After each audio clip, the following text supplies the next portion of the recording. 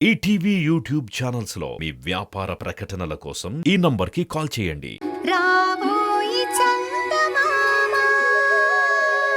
అసలు నా గురించి ఇన్ని వివరాలు ఎలా తెలుసుకోగలిగావు?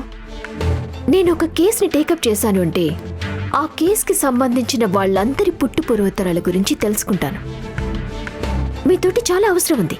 ఎందుకంటే ఈ కేసులో వీరభద్రం గారి కంటే మీ దగ్గరే ఎక్కువ ఇన్ఫర్మేషన్ దొరుకుతుంది. ఎందుకంటే భరత్ని చాలా బాగా స్టడీ చేసింది నువ్వే.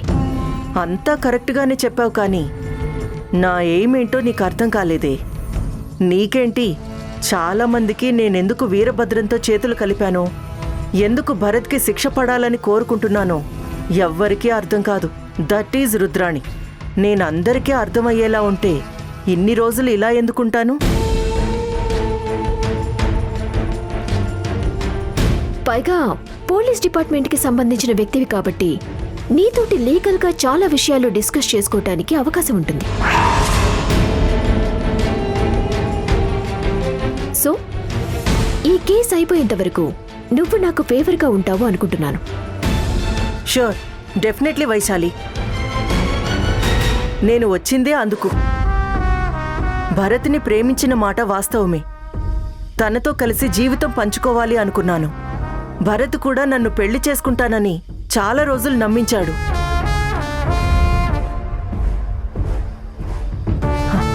కానీ నన్ను మోసం చేసి ఆ చంద్రికతోటి హాయిగా ఉండిపోయాడు.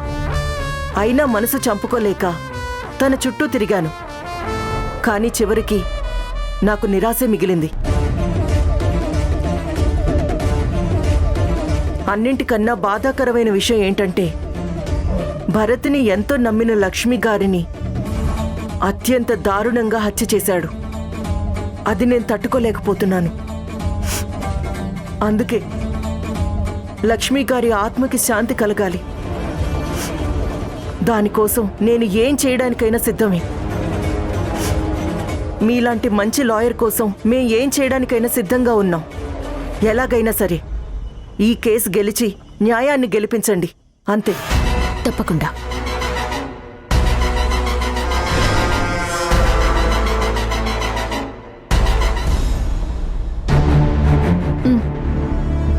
ఎలాగైనా సరే దీంట్లో ఉన్న డేటాని రికవరీ చేసి నాకు పంపించండి ప్లీజ్. మేడం, దీనికి కాస్త టైం పడుతుంది మేడం. మీరు ఎమర్జెన్సీ అంటే చాలా కష్టం. నీకెంత డబ్బు కావాలన్నా నేనిస్తాను. ఎట్టి పరిస్థితుల్లోనూ ఆ డేటా మాకు కావాలి. దాని మీద ఒక మనిషి జీవితం ఆధారపడి ఉంది. చూడండి, మాకెక్కువ టైం లేదు. ఎందుకంటే ఇందులో ఉన్న డేటాతోనే ఇప్పుడు నేను నా భర్తని కాపాడుకోవాలి. ప్లీజ్ అండి, ఎలాగైనా హెల్ప్ చేయండి. సరే మేడం, ఇస్తాను. కాకపోతే ఈరోజు కొంచెం లేట్ కావచ్చు. బహుశా నైట్ అవుతుంది. నీ ఇష్టం బాబు. అర్ధరాత్రి అయినా సరే ఆ డేటా మా చేతికి కావాలి. అలాగేనండి.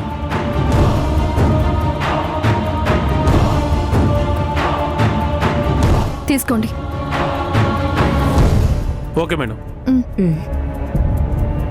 చంద్రిక, అక్కడున్న సీసీ ఫుటేజ్లో భరత్ గుళ్ళోనే ఉన్నాడని రికార్డ్ అయ్యి ఉంటుంది. అది కనుక ప్రూవ్ చేయగలిగావంటే మనకి చాలా వరకు ఉపయోగపడుతుంది కదా. అవునత్తయ్య, ఖచ్చితంగా అది మెయిన్ ఎవిడెన్స్ అవుతుంది. నమస్తే మేడం. నమస్తే. రా ఆనంద్, నీకోసమే ఎదురు చూస్తున్నాను. నమస్కారం అమ్మా. నమస్తే.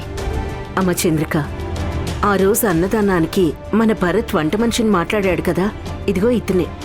సాక్ష్యం కింద ఉపయోగపడతాడేమోనని నేనే పిలిపించాను.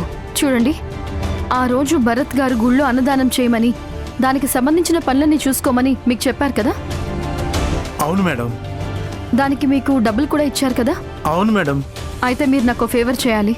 చెప్పండి మేడం, ఏం చేయమంటారు? ఆ రోజు మీరు అన్నదానం చేసిన రోజున భరత్ గారు గుళ్ళోనే ఉన్నారు అన్న విషయం మీకు తెలుసు కదా. అవును మేడం, నా కళ్ళ ముందే ఉన్నారు. ఆ రోజు వంట కూడా బాగుందని నన్ను మెచ్చుకున్నారు. అయితే ఒక పని చేయండి.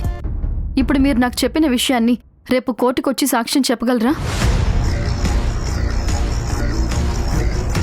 చూడు బాబు, నిన్నేమీ అబద్ధం చెప్పమనట్లేదు. నీకు తెలిసిందే చెప్పమంటున్నాము. ఆ రోజు భరత్ గుళ్ళోనే ఉన్నాడు, నీతో మాట్లాడాడు. మేమందరం చెప్పినా కానీ మా సాక్ష్యం చెల్లటం లేదు. నువ్వైతే బయట వ్యక్తివి కాబట్టి నీ సాక్ష్యం చెల్లుతుంది. దయచేసి నిజం చెప్పు బాబు. మీరు చెప్పే ఈ నిజం వల్ల ఒక మనిషి ప్రాణం నిలబడుతుంది. మీరు చూసిందే కదా మిమ్మల్ని చెప్పమంటున్నాను. అలాగే మేడం, అలాగే చెప్తాను. చాలా థ్యాంక్స్ బాబు. ఇలా ఇవ్వు.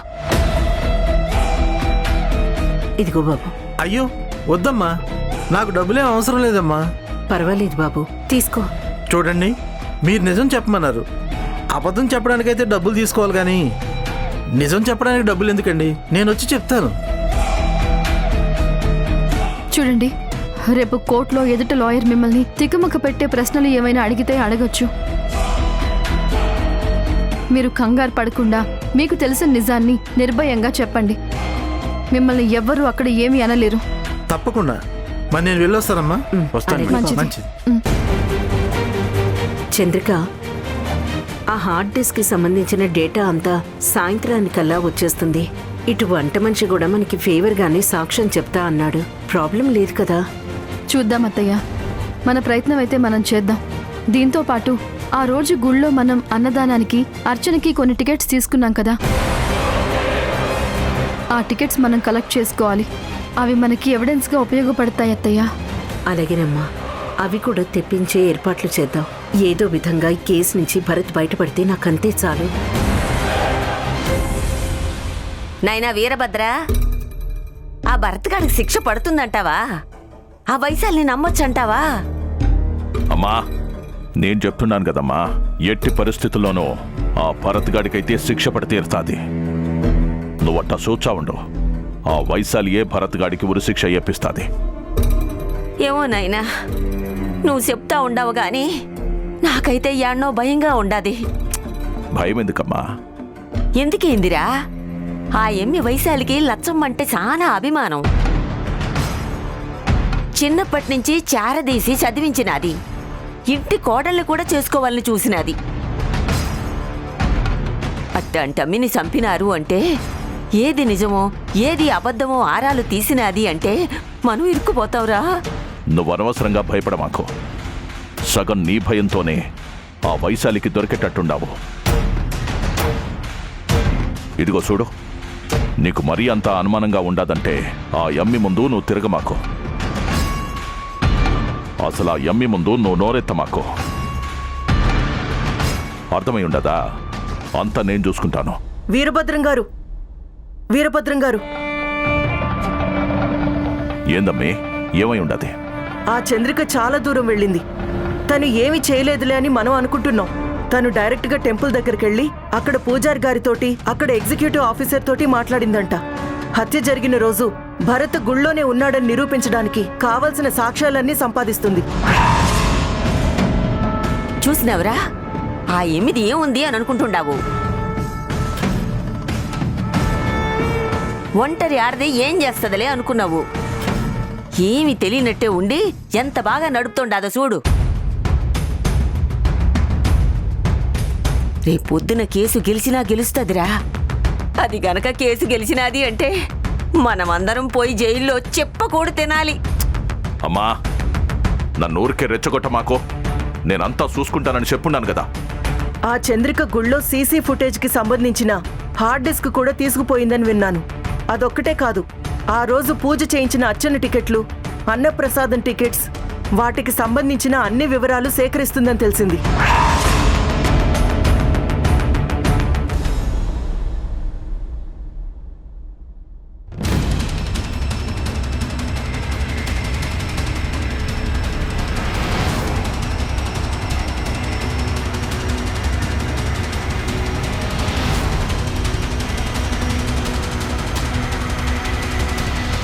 నమస్తే అంకుల్. రమ్మా, నీకోసమే చూస్తాండాము. ఏమ్మా, మజ్జిగ తాగుతావా? వద్దు అంకుల్, ఈ కేసులో నాకు కొంత ఇన్ఫర్మేషన్ కావాలి, అది మీరు ఇవ్వాలి. ఏందమ్మది? ఏందో చెప్పు. లక్ష్మి గారు చనిపోవటానికి ముందు ఈ ఇంట్లో ఎవరెవరుండేవారు?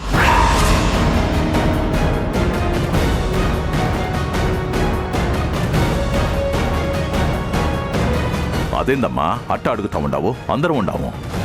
అలా కాదు. అసలు ఈ ఇంట్లో ఎవరెవరుండేవాళ్ళు, ఉన్నవాళ్ళు ఎంతకాలం నుంచి ఉంటున్నారు, ఆ వివరాలన్నీ నాకు కావాలి.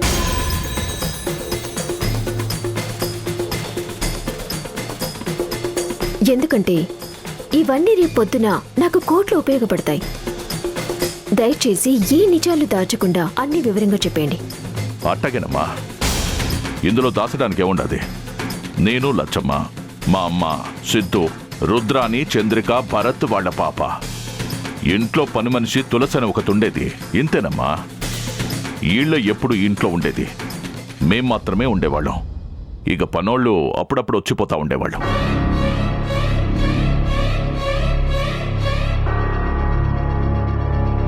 నా కోసం వచ్చేటోళ్ళు రావడం, మాట్లాడి వెళ్ళిపోవడం, అంతే. ఆ, అంతేనా? అంతకు మించి ఇంకెవరూ లేరు కదా? ఒరే నాయనా, రాయుడు గురించి చెప్పడం మర్చిపోయి ఉండావు.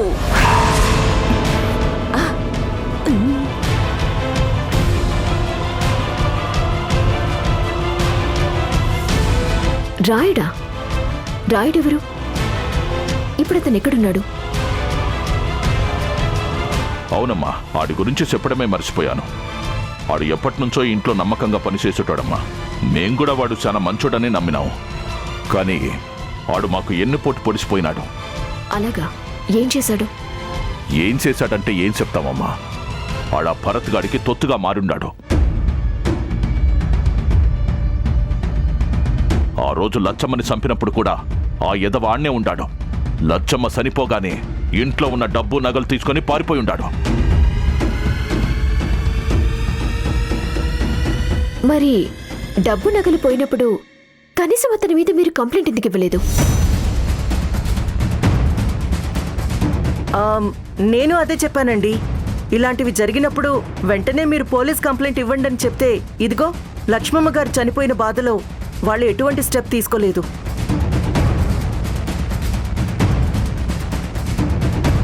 ఇప్పుడు ఇంతకీ అతను ఎక్కడున్నాడు? ఏమోనండి, తెలీదు. ఇంతవరకు అతని గురించి ఏ ఆచూకీ తెలీదు.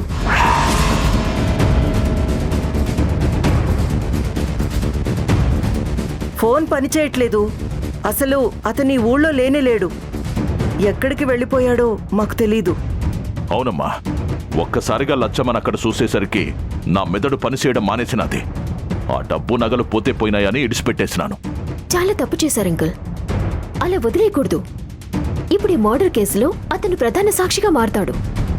ఎందుకంటే మర్డర్ జరిగినప్పుడు లక్ష్మి గారితో పాటు అతను కూడా ఉన్నాడు కదా. రేపు పొద్దున భరత్ మర్డర్ చేశాడు అని నిరూపించడానికి అతను మెయిన్ సాక్ష్యమైతే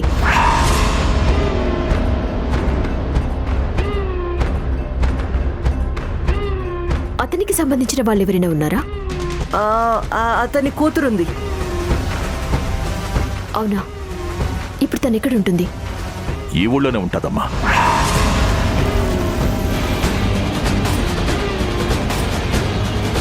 నేను ఒకసారి ఆ అమ్మాయిని కలవాలి. నేను తీసుకెళ్తాను, రా. సరే అంకుల్, మేము వెళ్ళి ఆ రాయుడు కూతుర్ని ఒకసారి కలిసేసి వస్తాం. చూద్దాం, ఒకవేళ వాళ్ళు మనకేమైనా ఫేవర్గా మాట్లాడితే కేసు త్వరగా క్లోజ్ చేయొచ్చు. అట్టగేనమ్మా, పోయిరా. రండి. వసే అమ్మా, నువ్వు కాస్త నోరు మూసుకొని ఉండలేవా? ఏమోరా, గబుక్కుల నోటి నుంచి వచ్చేసి ఉండాది. ఏమైనా గొడవ అవుతుందంటావా? అవుతాదో అవ్వదో ఎవడికి తెలుసు. ఆ వైశాలి గబుక్కున అనుమానించలేదు కాబట్టి సరిపోయింది. లేకపోతే దానికి నిజం తెలుసుంటే దొరికిపోయేవాళ్ళం కదా. ఇగో చూడు, నీకు ఇంకోసారి చెప్తా ఉన్నాను. ఆ వైశాలి వచ్చినప్పుడు మాత్రం నువ్వు నోరు తెరసగాకో. వీలైతే ఆడ కూర్చొని ఈ రామకొట్టో రాసుకో. అర్థమై ఉండదా? పోయి కడిచే. అట్నేరా.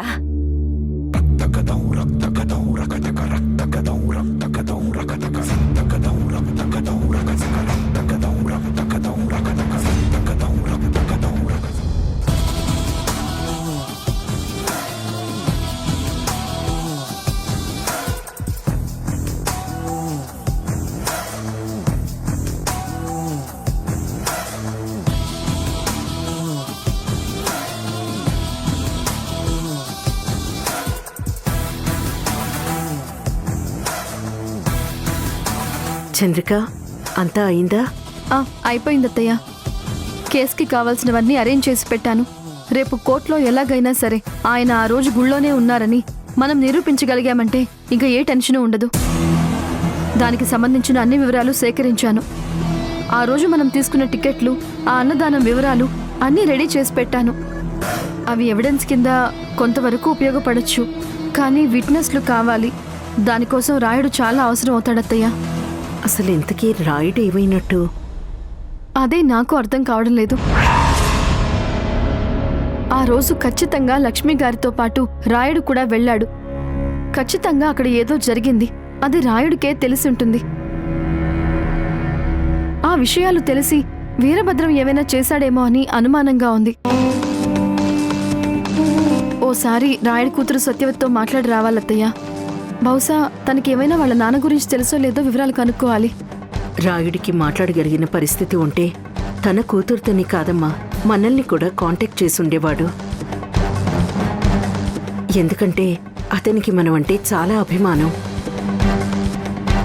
నువ్వన్నట్టు ఆ రోజు జరిగిన దాంట్లో రాయుడికి ఖచ్చితంగా ఏవో కొన్ని నిజాలు తెలిసే ఉంటాయి. మరి ఆ వీరభద్రానికి భయపడి పారిపోయాడు.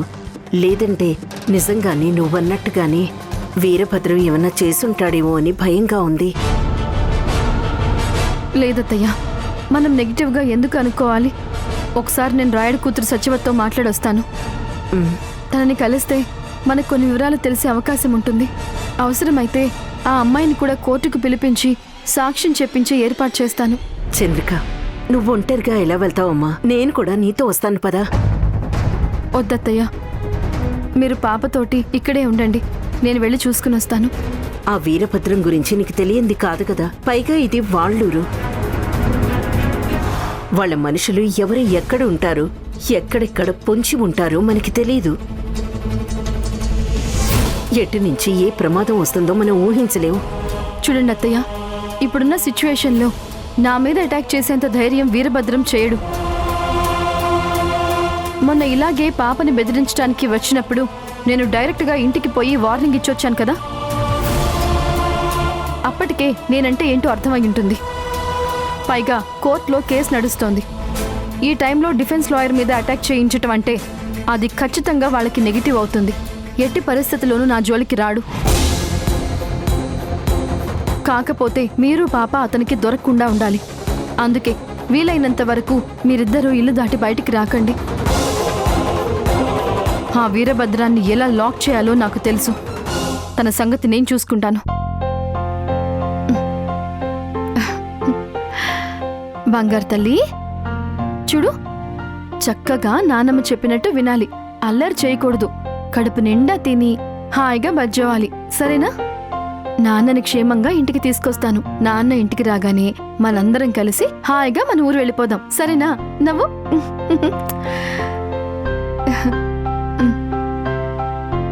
దామ్మా,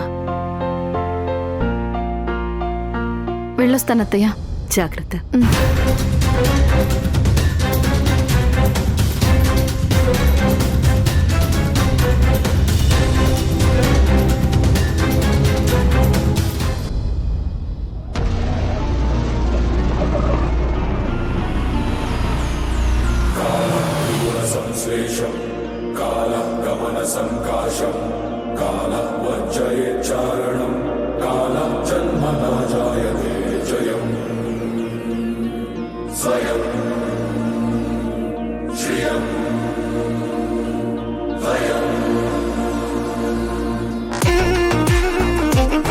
వైశాలి, చంద్రిక అంటే తనే.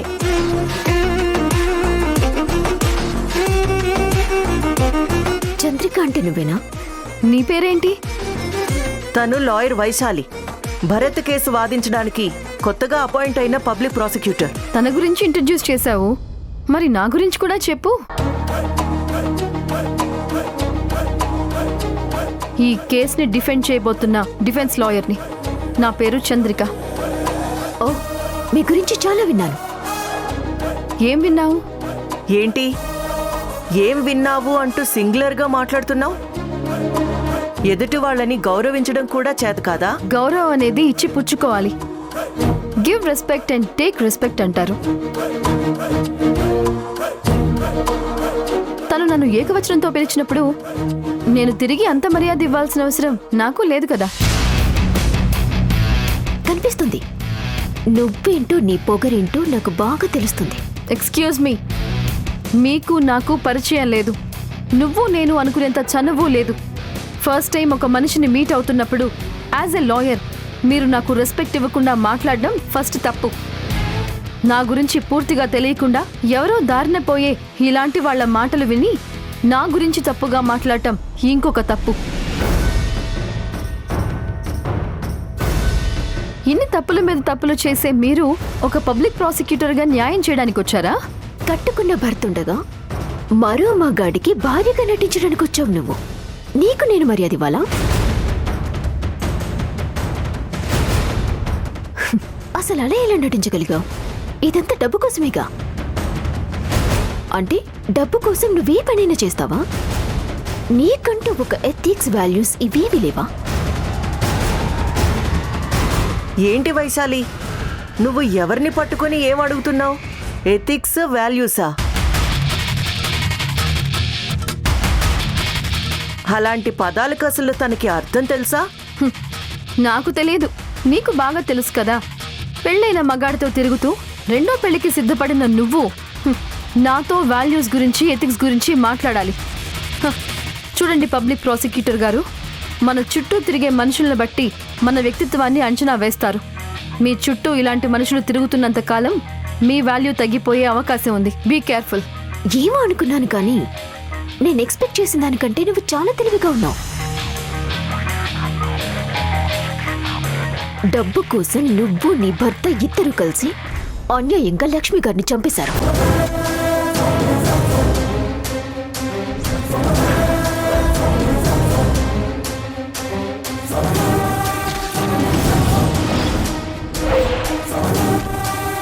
నా దగ్గర అబద్ధాలు చెప్పి నేను కేసు తీసుకునేలాగా చేశాడు. అతని కోడలు సూసైడ్ చేసుకుని చనిపోతే ప్రమాదంలో చనిపోయిందని నాకు అబద్ధం చెప్పాడు. రేపు పొద్దున కోర్టులో వీళ్ళకి వ్యతిరేకంగా వాదించబోతున్నాను. నీ కాడ నిజం చెప్పడానికి భయపడి ఉంటాడు. నీకిష్టం లేకపోతే కేసు వదిలే. అంతేగాని నువ్వు వ్యతిరేకంగా ఎందుకు వాదిస్తావమ్మా? మోసాన్ని మాత్రం క్షమించను. నేను ఎట్టి పరిస్థితుల్లోనూ ఇలాంటి వాళ్ళని వదలను.